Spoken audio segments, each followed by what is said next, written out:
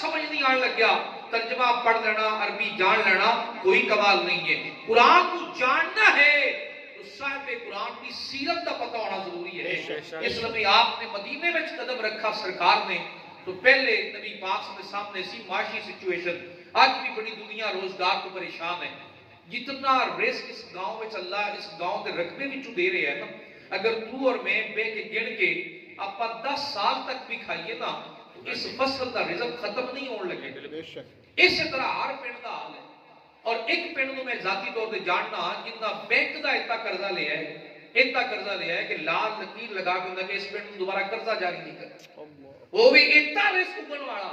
اور وجہ کیا ہے کہ تیرے میرے مزاج اندر نبی پاک کی سیرت شامل ہی نہیں. ایک جنگ میں سرکار موجود نے, صحابہ کرام کہنے لگے یا رسول اللہ صلی اللہ علیہ وسلم اناج ختم ہو گئے, رزق ختم ہو گیا. حدیث پاک ہے رزق ختم ہو گیا.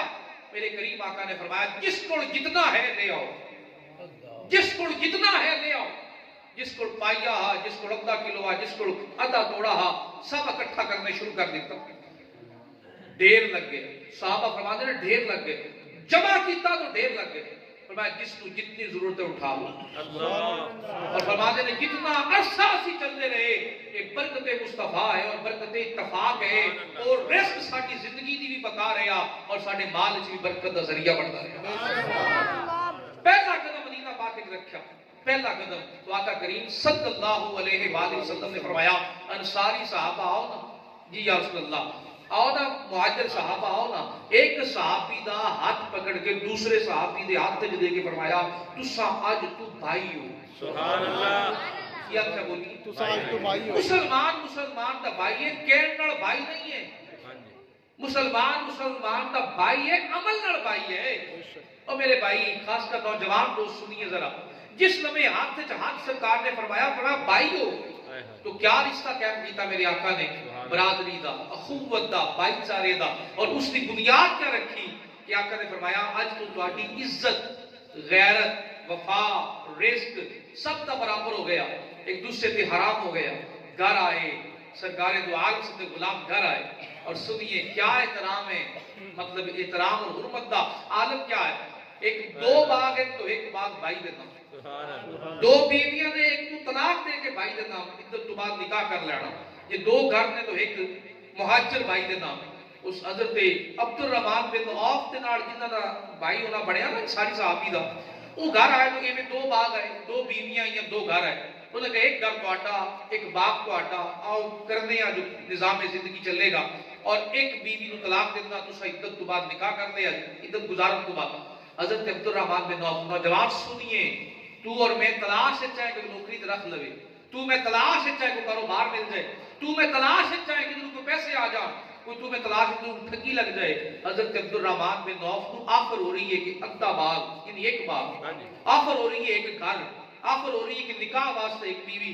آپ فرماتے ہیں بیوی تواڈے نکاح وچ رہے, سلامت رہو, آباد رہو, گھر تہاڈا تانوں سلامت رہے, باغ تہاڈا تواڈے بچیاں نہیں ہے, بس مینوں مدینے دے بازار دا رستہ وکھا دو. سبحان اللہ. بس مینوں میرے مدینے دے بازار دا رستہ دکھا دیو, بازار دا مارکیٹ دا رستہ دکھا دیو, منڈی دا رستہ دکھا دیو کہ منڈی نے دی منڈی کتے ہے. اور دنیا گواہ ہے, تاریخ پڑھ کے دیکھا جے او سیدنا عبد الرحمن بن عوف نے جس ویلے مدینے دی منڈی وچ قدم رکھا اللہ نے اتنا رزق عطا فرمایا, اتنا مال عطا فرمایا کہ نوکر چھیڑیاں تے تھوڑیاں نال سونا پٹ کے لیا. سبحان اللہ. چھیڑیاں تے تھوڑیاں نال سونا پٹ کے لیا, اتنا رزق آیا.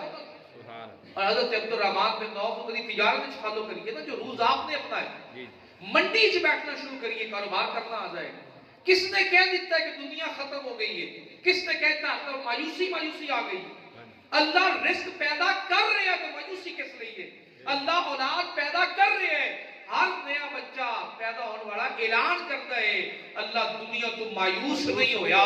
ہر سورج نکلن والا اعلان کرتا ہے اللہ نے حالی توبہ کا دروازہ بند نہیں کیتا, ہر دن رات ہوتے لمحے اعلان کر دیے اللہ کریم اس کی سحر بھی کرنے والا ہے, اس یقین کامل رکھن والا. فرمایا مایوس انسان کا تو ایمان ہی نہیں ہے, اور ایمان والا مایوس نہیں ہے. ان اللہ مع الصابرین, صبر والا مایوس نہیں ہے, صبر والا پر امید ہو کے اللہ کی ذات دیتا ہے.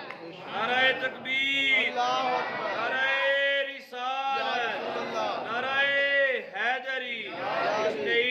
میلاد النبی تھوڑا اس پاسے بھی دھیان دیا کریے نا.